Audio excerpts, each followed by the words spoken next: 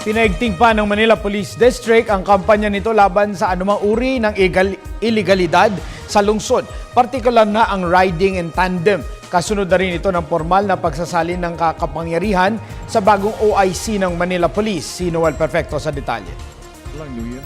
Sa kanyang huling atas sa mga operatibo ng Manila's Finest, pinagdiinan ni Director Isagani Ginabi Jr. na ipagpatuloy lamang ng Manila's Finest ang kampanya ng pulis na tuluyan ng mahinto ang paggamit ng mga kriminal ng mga motorsiklo sa kanilang masamang gawain. Inayag ito ni Ginabi matapos ang formal na paglipat ng katungkulan sa incoming OIC na si Colonel Nana na ginawa naman sa headquarters ng MPD.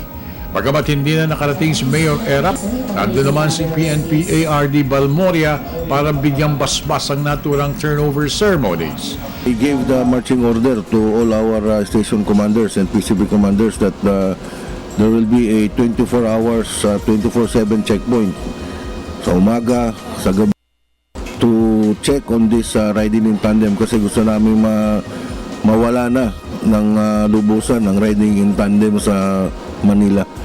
Samantala, pinaalalahanan naman ni Captain Romel Anicete ng Plaza Miranda PCP na hindi na sila mangingiming sitahin ang lahat ng mga riding in tandem sa lungsod dahil matagal na itong kautusan dapat lamang na maipatupad na ito.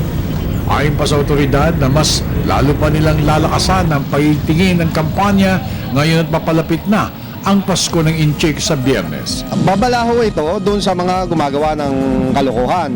Pero maganda naman ang epekto doon sa mga sumusunod sa batas. Para sa Telebisyon ng Bayan, ako naman si Noel Perfect.